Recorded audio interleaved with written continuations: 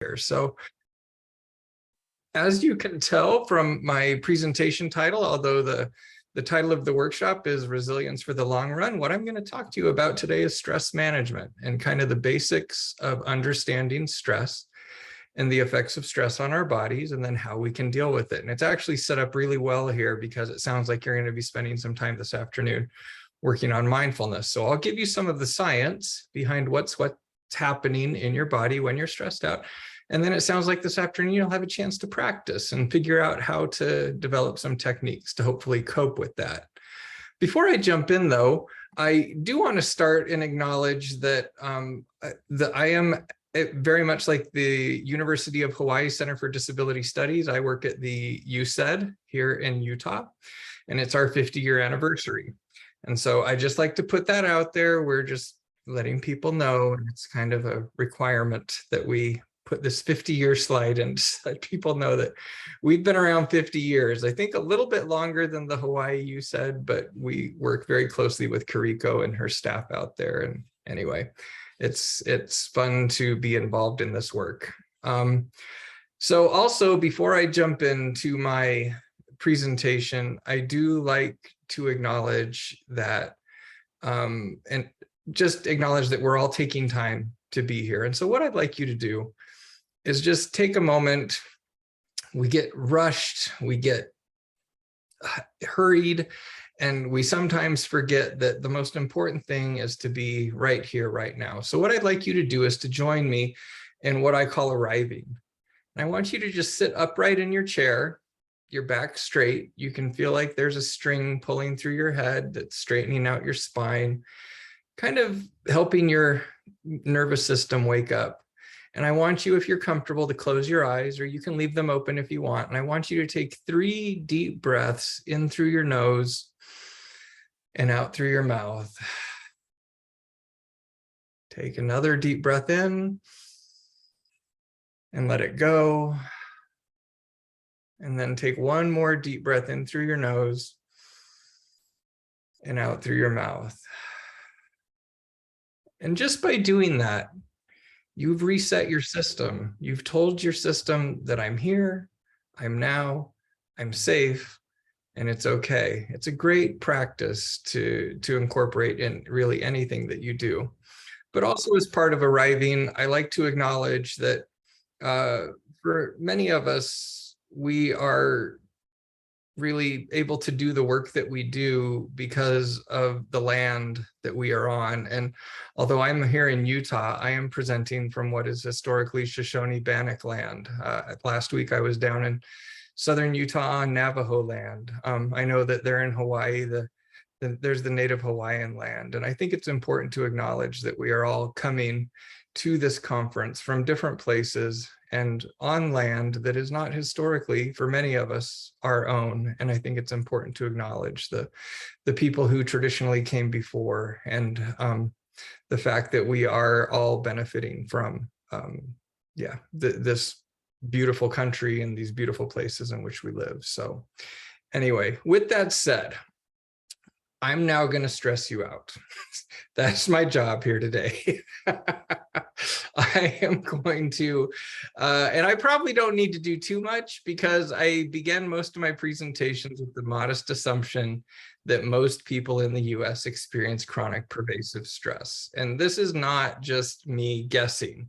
There's actually several really important studies that have been done over the past couple of years that have looked at levels of stress here in the United States. One of them is the Gallup Global Emotions Report that they do every year. And then the American Psychological Association does their Stress in America survey annually. And on both of these surveys, at least back in 2021, it showed that 2020 and 2021 have officially become the most stressful years in recent history. The Gallup poll is global, so it looks worldwide, but really, if we look at the data collected, 190 million people experienced significantly higher stress in 2020 than in past years. 2020, the world's become a sadder, angrier, more worried, more stressed out place than it has been at any time in the past 15 years.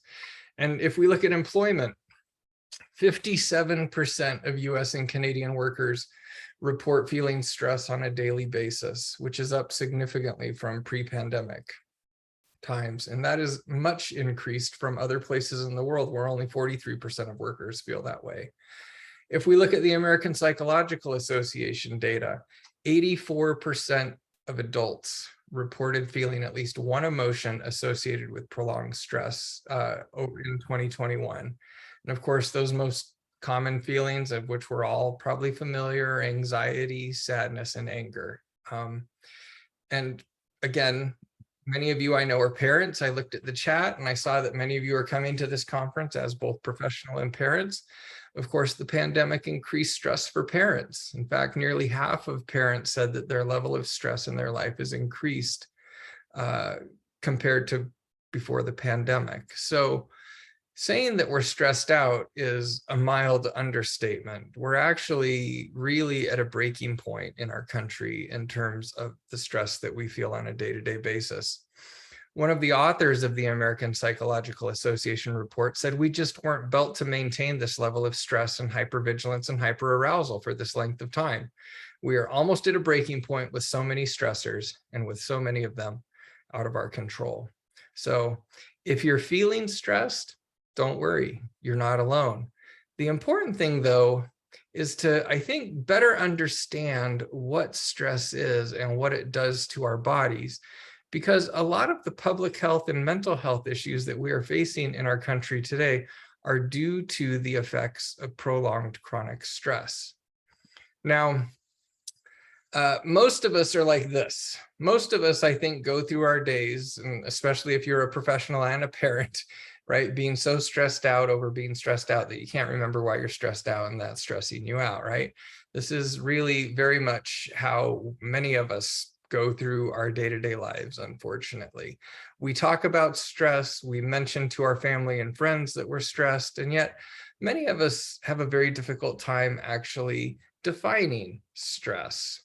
The one thing to keep in mind as I jump into this, though, is to remember that stress is like a Big Mac. I jump into this and I start talking about all the bad things that stress does.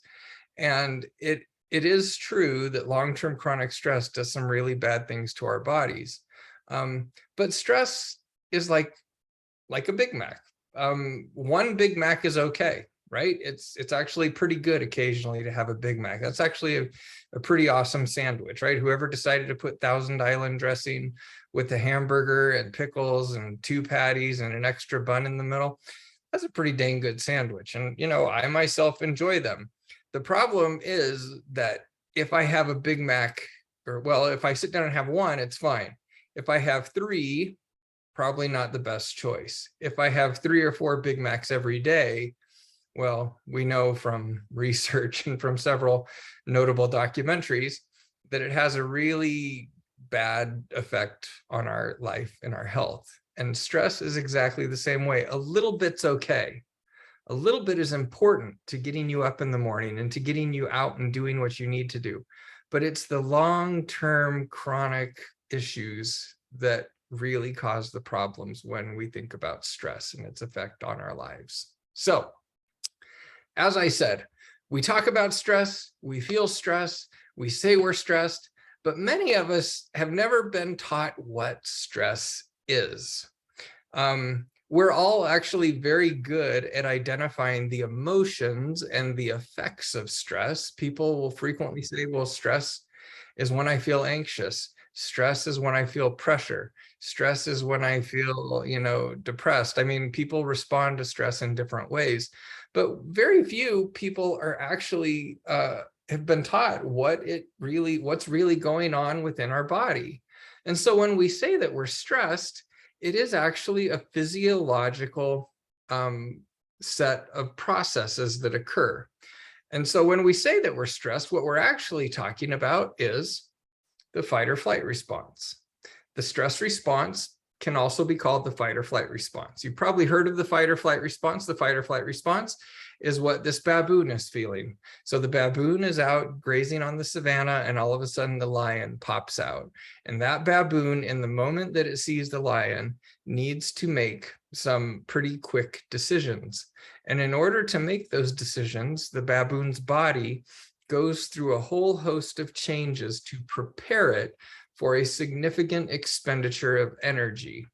So whether the baboon decides to stand its ground and try to fight the lion off, or whether the baboon decides to run, the fact is that the baboon's body is going to need to move. And it's going to need to move in a rapid, very vigorous sort of a way. And so when we feel stress, we are also feeling that fight or flight response. That is what is occurring in our body. So anyway, this baboon's out on the savannah, lion pops out, baboon has to make a decision, fight or flight. And one of the first things that happens in that baboon's body is it releases some hormones. And those hormones are primarily adrenaline and cortisol. And those are the two stress hormones. Adrenaline, you're probably familiar with. Adrenaline is what gets you excited. Adrenaline is what wakes you up. Adrenaline is what gives you energy. When you drink caffeine, it actually is releasing adrenaline into your body. The rush that you get is frequently from adrenaline, not the caffeine itself. So adrenaline really gets you amped up. It gets your heart pumping. And so this baboon is out there, sees the lion, the body releases these hormones, its heart starts pumping more rapidly in order to get blood out to the baboon's big muscles. Because whether the baboon fights or runs, it's going to need to use its muscles to get away. So during the stress response, the heart starts pumping blood more quickly. That helps get oxygen to the muscles and the brain so that the animal can properly react to physical danger, like a killer hippo in this example. So the same thing happens in your body. Your heart starts pumping more rapidly. You start breathing more shallowly. You actually start taking in more oxygen because your muscles are going to need more oxygen to respond to physical danger. Now, the problem is that we experience those exact same things that the guy running from the hippo or that the baboon is experiencing, except we are in most cases not actually facing mortal danger. We experience the exact same stress response when we're late for work, when we forget a deadline, when we argue with a colleague, when we argue with a family member, when we get yelled at by our boss or by somebody in public, or somebody yells at you on the road. Your body goes through the exact same set of processes, releases adrenaline, releases cortisol, your heart rate goes up, your breathing goes up, and I'm getting stressed out because my dogs are barking in the background. Sorry about that. And you're ready for a significant expenditure of energy.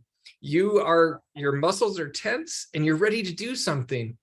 But in most cases, we just sit there, right? We don't actually run. In fact, getting up and running away from your boss or from your colleague or from a family member that you may be arguing with is probably not a healthy response in most cases, but your body doesn't know that. Your body is releasing adrenaline and cortisol, your heart rate's going up, your breathing is going up, your muscles are tense, and you're ready to do something, but we just sit there. So to our body, a stressful work environment is basically no different than fighting off a bear, a lion, a tiger for 40 hours a week or more. In fact, in many cases, if you live in a stressful home environment, and if you have a stressful work environment, or if you just have constant stressors in your life, you can be in that stress response, that fight or flight response for 40, 50, 60, 70 hours. And your body just was not designed to be turned on that much. The stress response in the wild is actually turned on for a very short period of time. There's actually a great book written by a biologist at Stanford Medical School, Robert Sapolsky, called Why Zebras Don't Get Ulcers. And what the book is he looks at stress-related diseases. And animals don't get stress-related diseases like ulcers, anyway, there's a whole host of diseases we'll talk about here as we go through this. But animals don't get stress-related diseases because animals aren't in the stress response for longer than 5 or 10 minutes. That 5 or 10 minutes, they either get away from the danger or they fight and win, and then they go back to being an animal. But we as humans have this remarkable ability with our brain and everything else to keep ourselves in the stress response for a long period of time. And as a result, it has some poor effects on our body. Now, I want to make a quick distinction here because this is the point in my presentation where people raise their hand and they say, yeah, but not all stress is the same. Facing a lion is not the same as arguing with your partner. And that is very true. But the important thing is to recognize that our body is an animal body. Our body doesn't really get the message that some of the things that we're facing on a day-to-day basis are not actually going to kill us. But our body responds the same. In fact, way back in the early 2000s, the National Institutes of Mental Health funded some research to look at, is there a difference between routine stressors and what are called traumatic stressors? And what they found after about 10 years of research is that although there are 3 types of stress that we face in our life, and you can see that on this slide, there's routine stress. So that's the stuff we face on a day-to-day basis. It's work, it's family, it's our daily responsibilities. That's routine stress. Then there is stress brought about by a sudden negative change. So if you lose a job, if you go through a divorce or you have an illness, that can cause a little higher stress level. And then there's traumatic stress. This is something that's experienced when you have an accident or there's war or you've been a victim of assault or a natural disaster or a pandemic even can cause traumatic stress. And in fact, cultural and generational stress, historical stress, may also fall into this category. We know that stress crosses multiple generations, and we see that in many indigenous cultures where stress-related health issues are pervasive across multiple generations. The interesting thing, though, is although there's different levels of stress, the body responds exactly the same way. The way your body responds to the fact that you're late for a meeting is exactly the same as the body responding to an illness or if you were attacked. And that's sometimes hard for us to know, but what through this research, what they did is they were going in and they were taking people's blood and they were measuring heart rate and they were looking at brain and all sorts of things. And what they find is that, again, whether it's that daily responsibility or whether it's something traumatic, the body releases cortisol and adrenaline, heart rate goes up, breathing goes up, muscles get tense, and you're ready to do something. So yes, stress is different, but the body responds in exactly the same way. Now, this has some important implications for us when we look at the results of this over a long period of time. One of the most important ones, and again, this is about as sciencey as I'm going to get with you. Well, it's all based on science, but this is the most data I'm going to give you here. This is the pie chart of death. And what the pie chart of death shows you is that about 50% of deaths in the Western, educated, industrialized, rich, democratic world, or the weird world, that's most of the United States, Europe, parts of Asia actually kind of fall into this demographic as well. About 50% of deaths are caused by cardiovascular disease. And the correlation between cardiovascular disease and stress is extremely high. About 80 to 90% of deaths related to cardiovascular disease are directly correlated with high levels of stress in a person's life.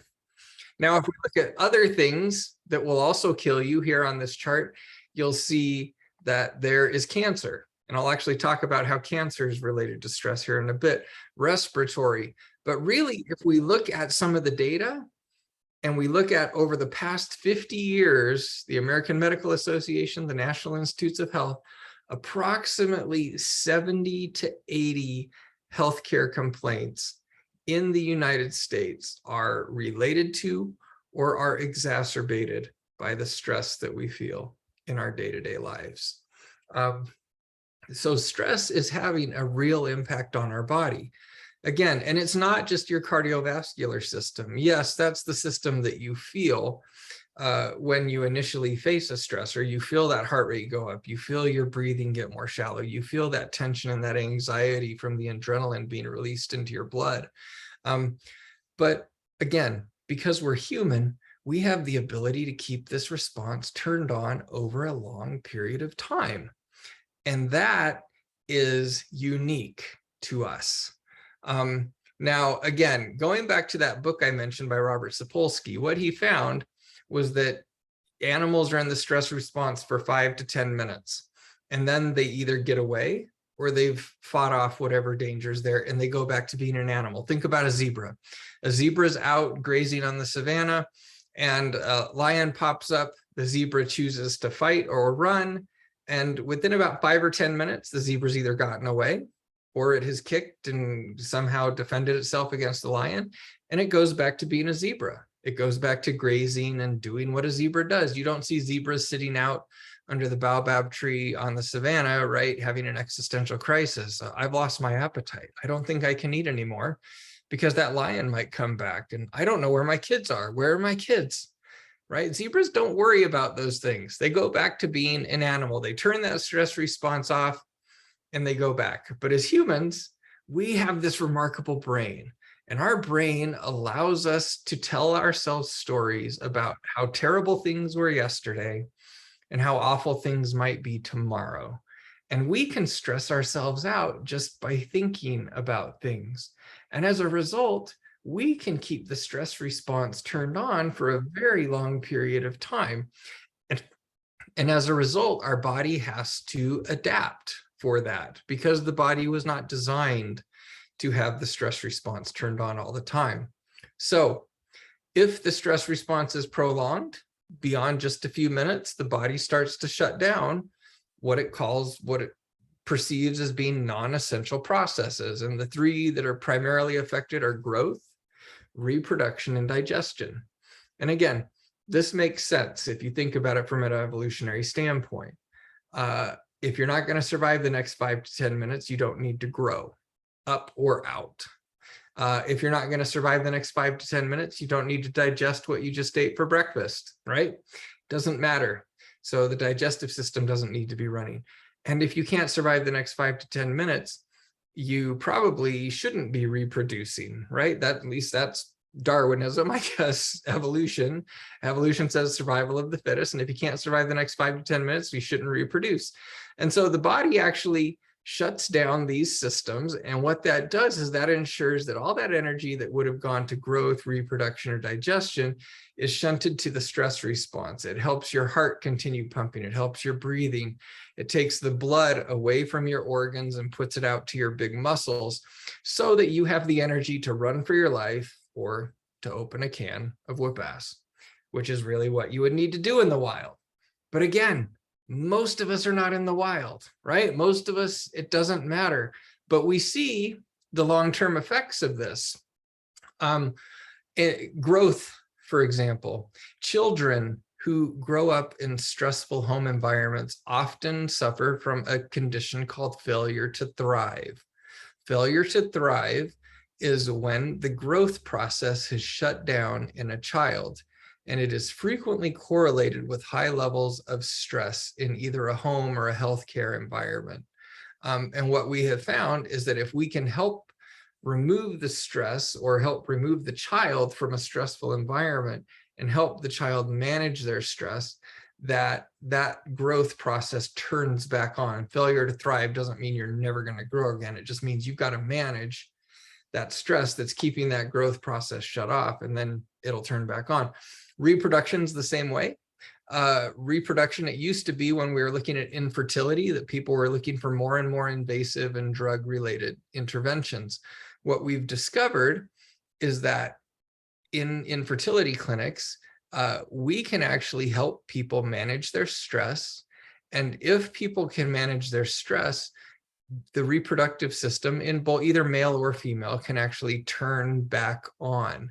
And so if you go to infertility clinics today, before they do IVF and other more invasive procedures, one of the first things that they work with people on is stress management. Because again, if you can manage that stress, if you can turn it off, you can turn that reproductive system back on. Digestion is exactly the same thing. Digestion you've probably seen.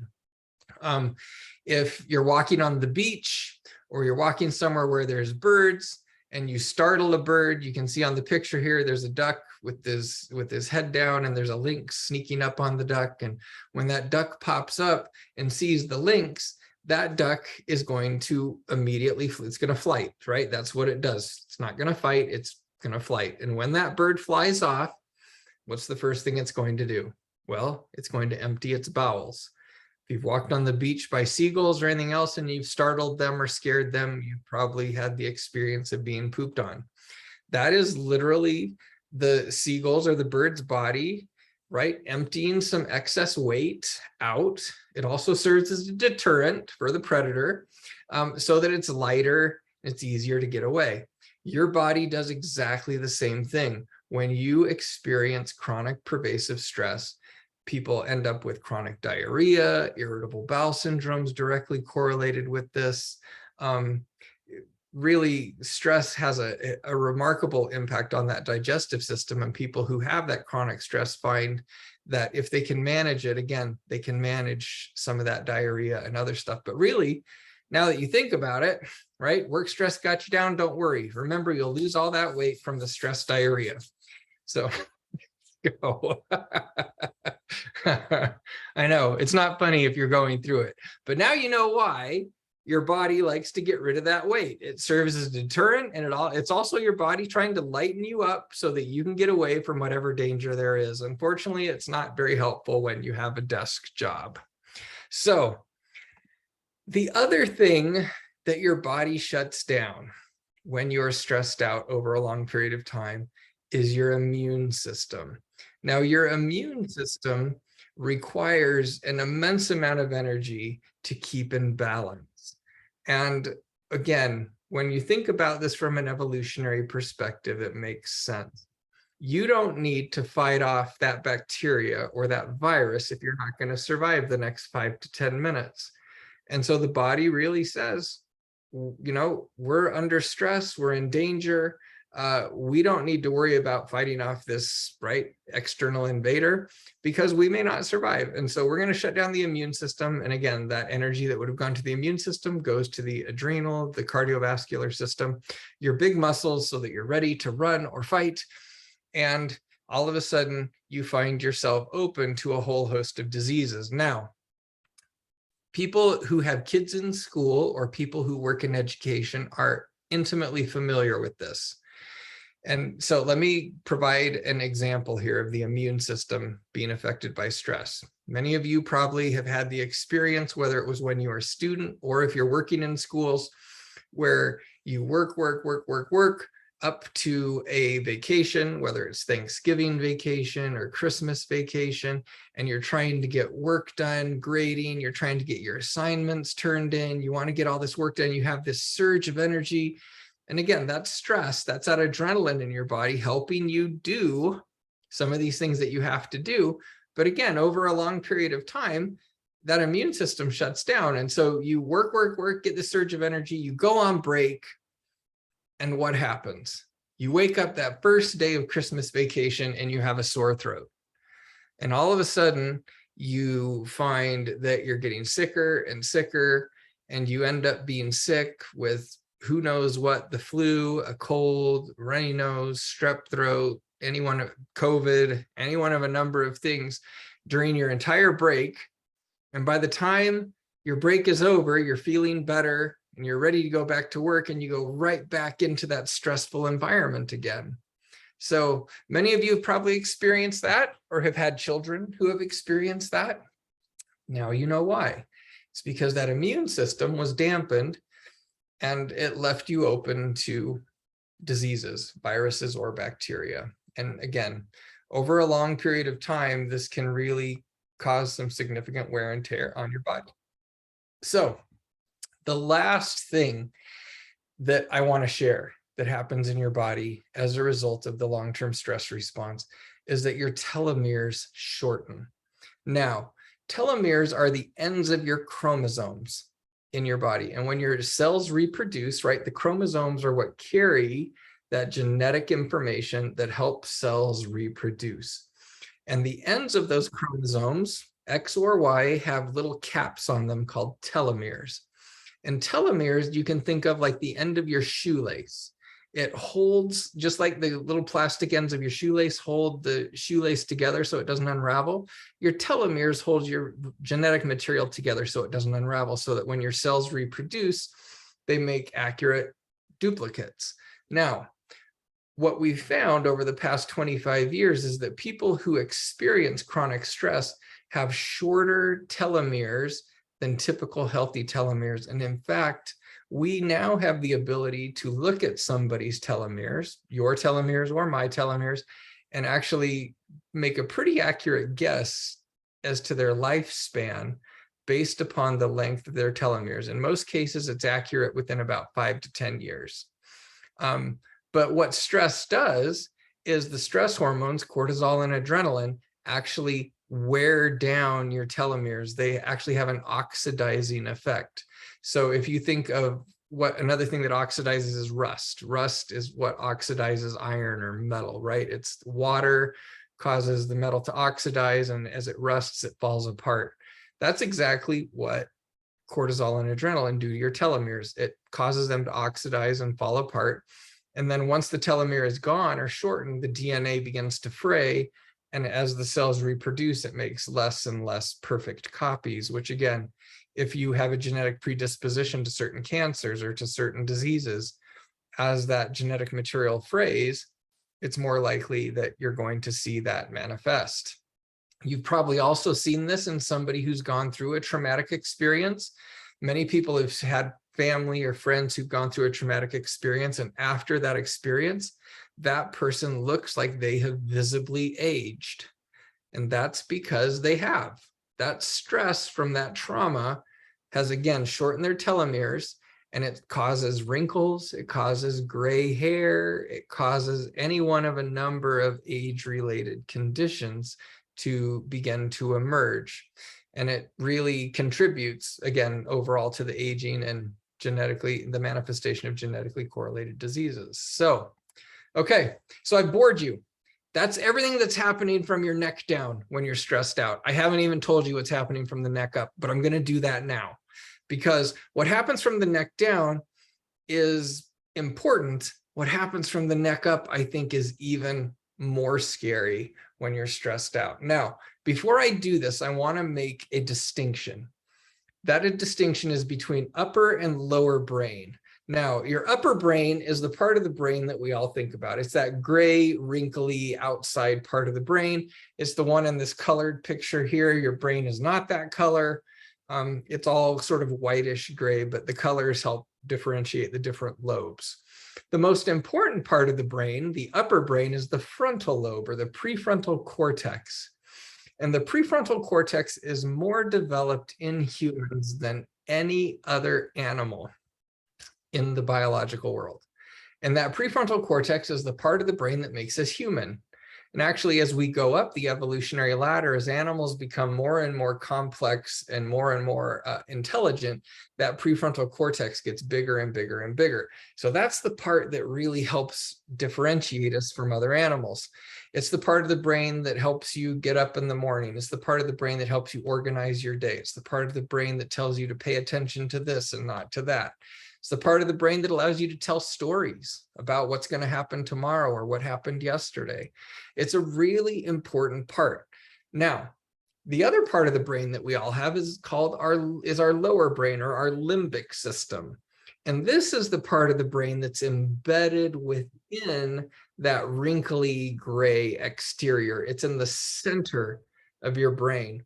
The limbic system a few years ago used to be called the reptilian brain. And this is kind of the brain that basic animals have. Salamanders, lizards, snakes, they have a limbic system just like us, and it's really the brain that's responsible for eating, breathing, reproducing. That's really all it does. It's the part of the brain that's responsible for helping you do the basic functions of life. It keeps your organs running. It helps you survive. It helps you find food. It's kind of the survival part of your brain. And the interesting thing is that when we're stressed, we think with different parts of our brain. In fact, when we get stressed, those stress hormones that are released, adrenaline and cortisol, shift our thinking from our upper brain to our lower brain. They actually temporarily rewire our brain so that we become focused on our individual survival. And again, if you think about this in a social context, it makes complete sense. You don't need to worry about taking care of another person if you're not going to survive the next 5 to 10 minutes. And so when you're stressed out, you actually become a terrible person.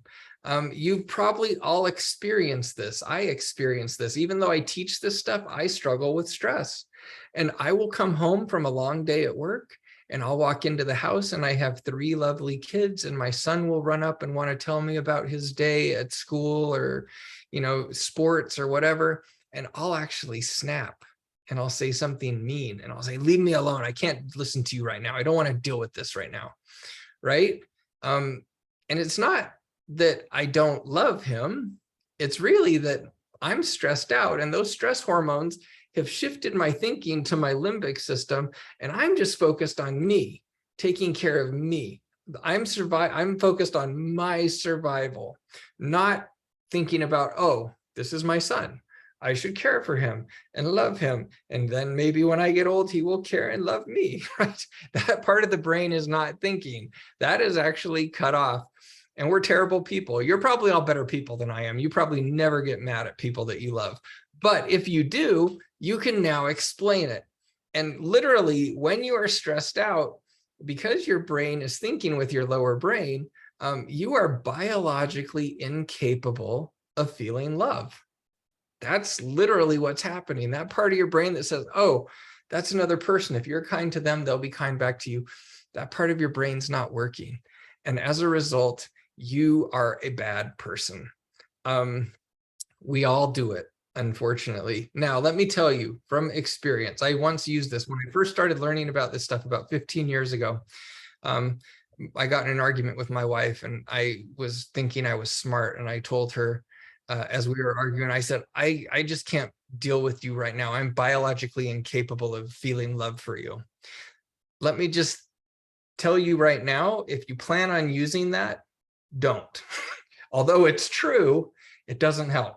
So there you go. If you take anything from this presentation, just because you're biologically incapable of feeling love doesn't mean that you should tell somebody that. It doesn't work. So anyway, so what happens when you're stressed out is stress hormones move your thinking to the limbic system, and those connections to your higher order brain are severed.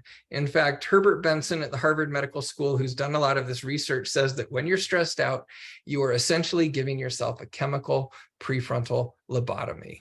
You've cut off the part of the brain that's responsible for paying attention, that's responsible for being kind, that's responsible for organizing your day, that's responsible for remembering things. That part of the brain is not functioning at its greatest capacity. And you're just focused on you and surviving this moment. And that makes you mean, that makes you short-tempered, that makes you very, very, you don't have a long-range view of your behaviors. You also have a difficult time trying to put things together because your working memory is also housed in that front part of your brain. And your ability to try to remember what happened yesterday or try to plan your day tomorrow is significantly compromised when you're stressed out because that prefrontal cortex is offline. So when we think about this, some of the most interesting research, I think, in terms of stress in the brain is being done in children. And when we look at the brains of children, chronic stress in children is now being referred to as toxic stress, because children who are raised in chronically stressful home environments or community environments, what it does is it leads to the stress response permanently being set to on, which means that their brains actually are shrinking. And so we can actually see this through functional MRIs and through CAT scans now. And stress hormones in children actually cause neurons to shrink and die.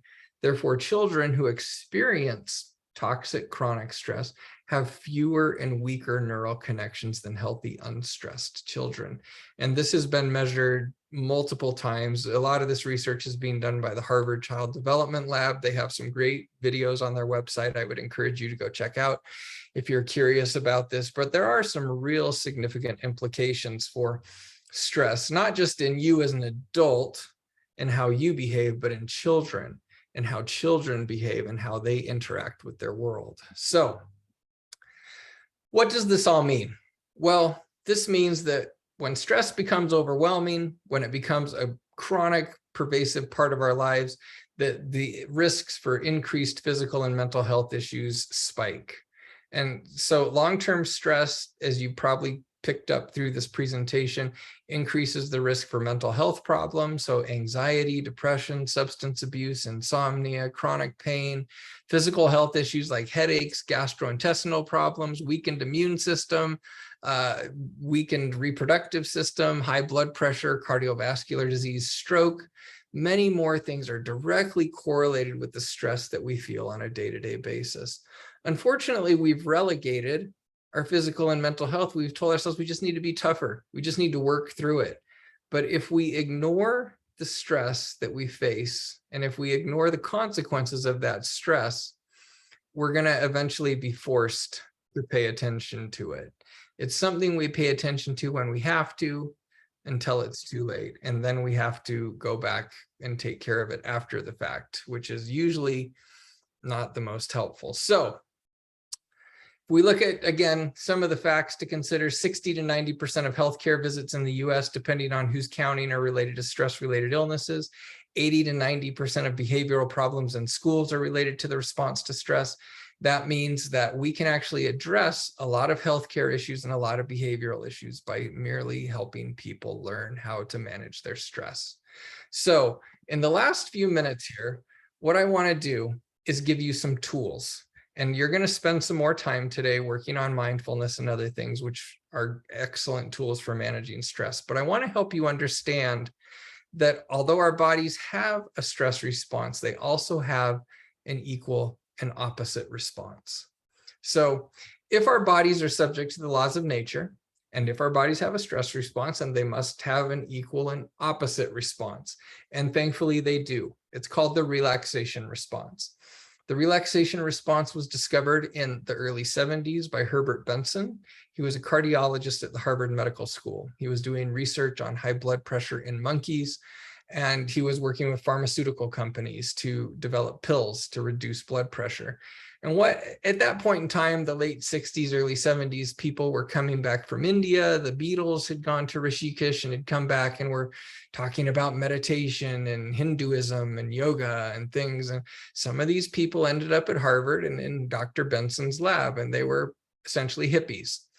And they went to Dr. Benson, knowing he was doing this research, and said, we can lower our blood pressure without drugs. And Dr. Benson said, prove it. So he brought them into his lab and he put them through a stress test. Now, if any of you have had heart issues or have anybody in your family who have heart issues, you know what a stress test is. They put you on a treadmill and they make you run. And people are like, well, what does that have to do?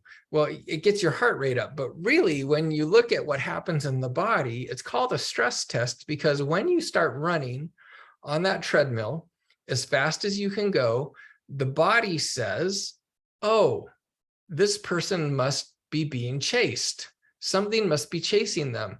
And so although your heart rate and breathing goes up, but the body also turns on the stress response. when you go through a stress test, and it releases adrenaline and cortisol, and it shifts the body saying, oh, this person must be running from danger.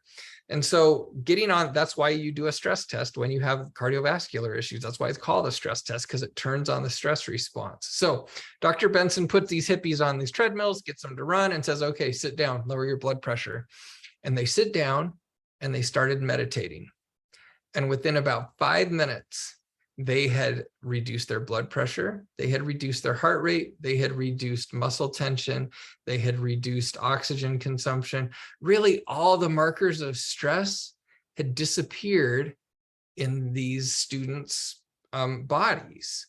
And Herbert Benson became fascinated by this. And he spent the rest of his career actually going around and studying it. His first book in '75 was called The Relaxation Response. I would highly encourage you to read it. But he went around the world trying to understand, what is this relaxation response? And what he found was that many things induce the relaxation response. It's not just meditation.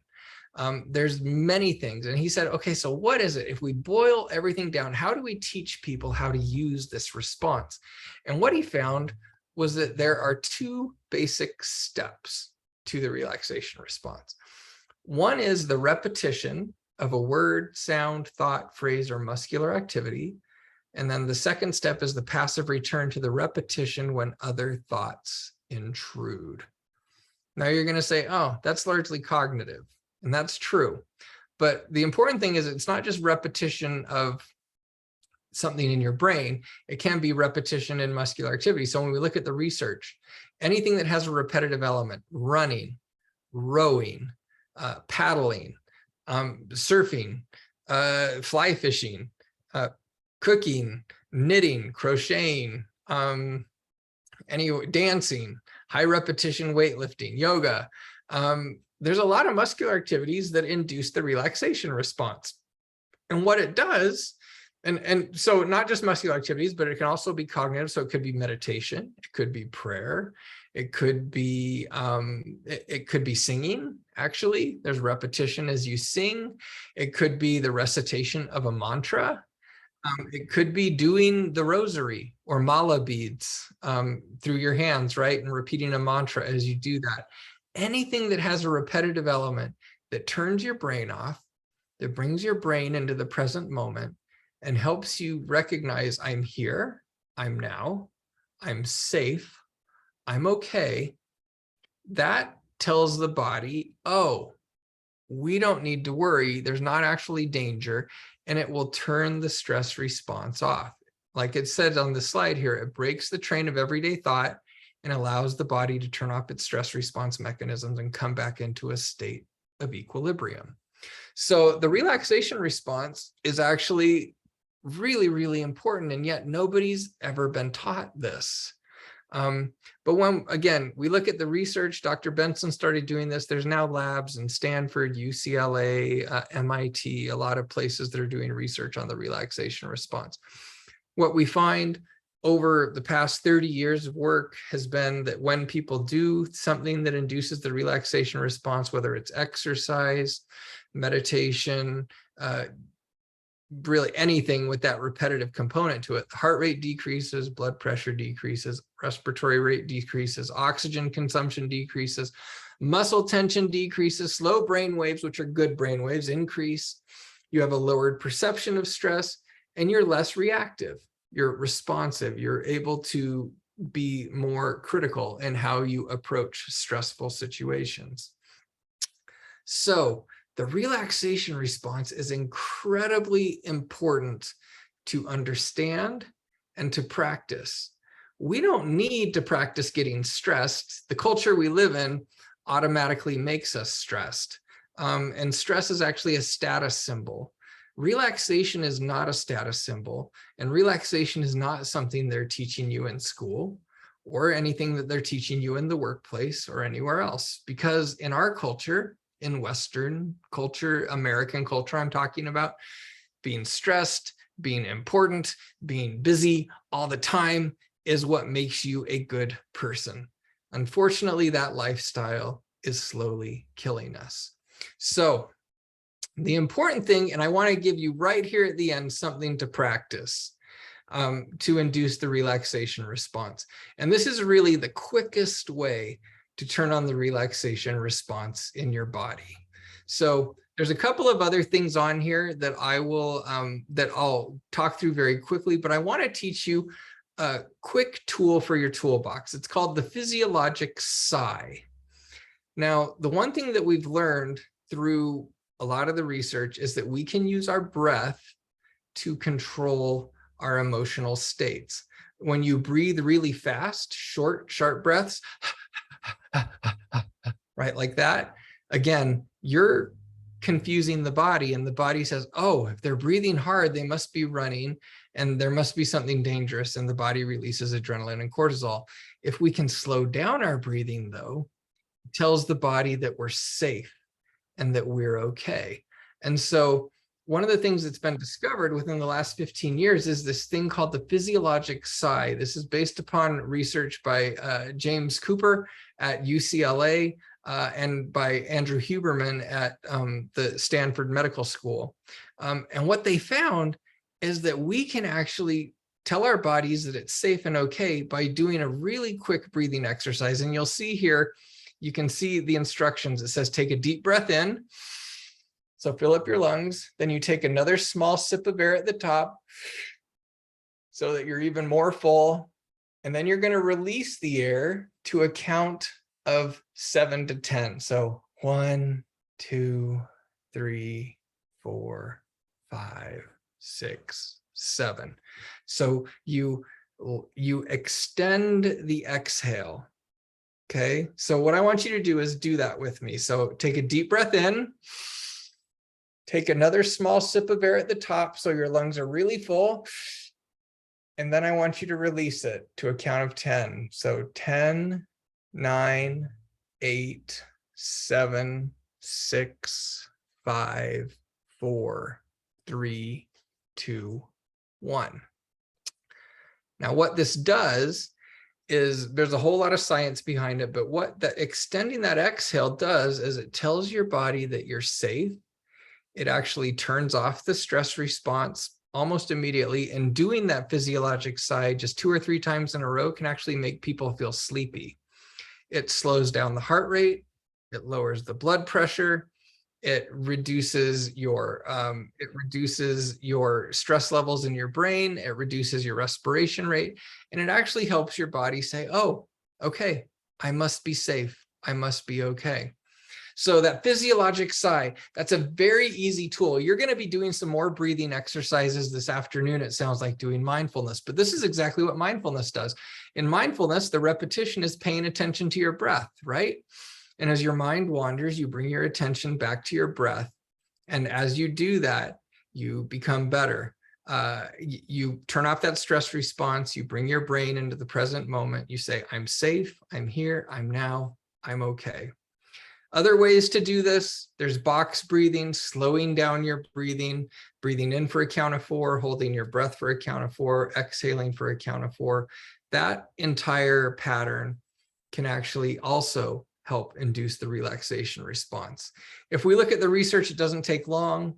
Again, just feeling your breath, feeling 3 breaths by putting your hand on your belly and feeling the rise and fall, or counting from 10 to 0 as you breathe and taking 10 long, deep breaths, or doing a body scan, breathing and paying attention to where you're holding on to tension and letting go of that tension as you go through your body.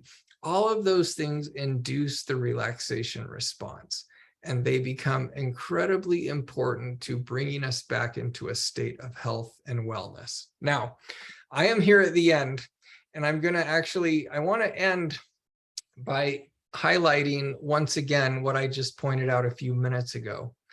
We live in a culture that values stress.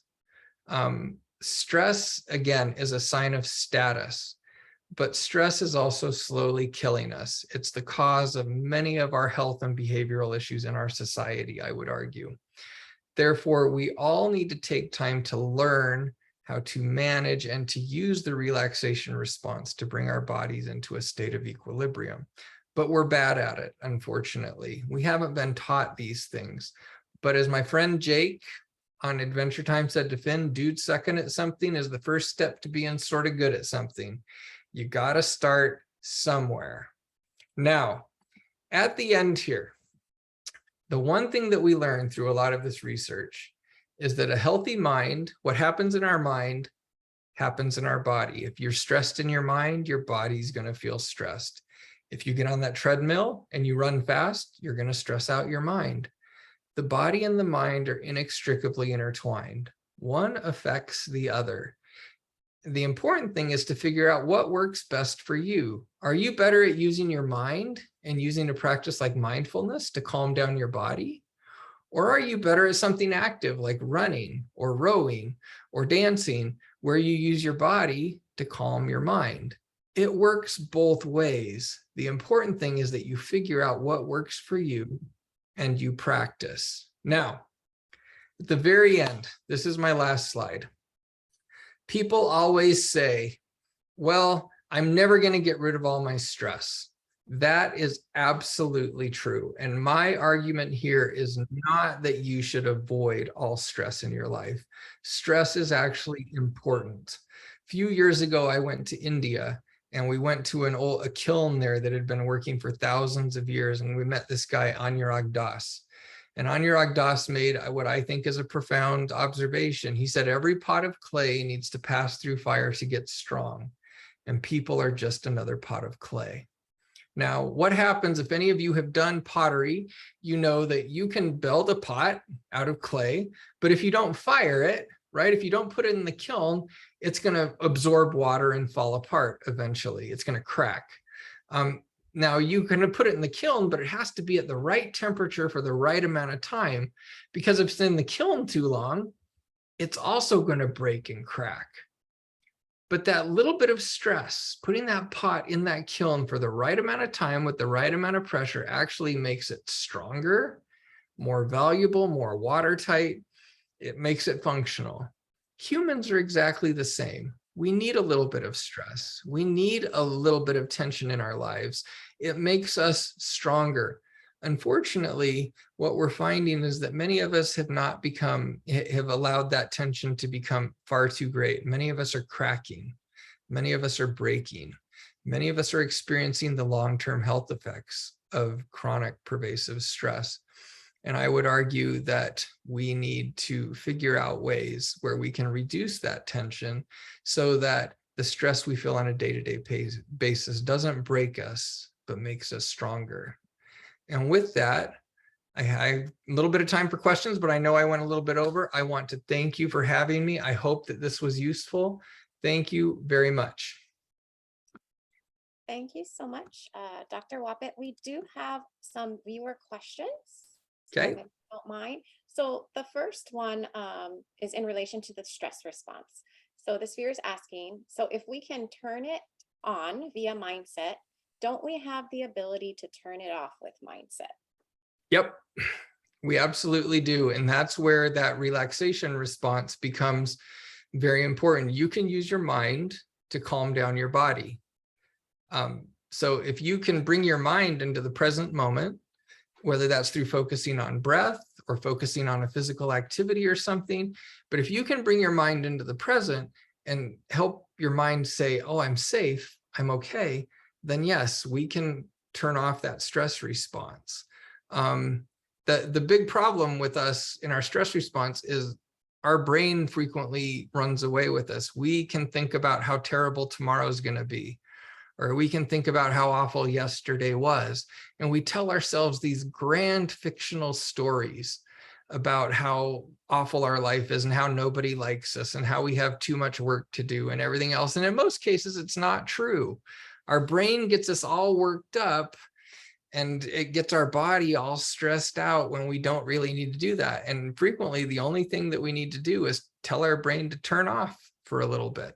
I believe the next presenters are going to talk all about that, so I'll leave it to them.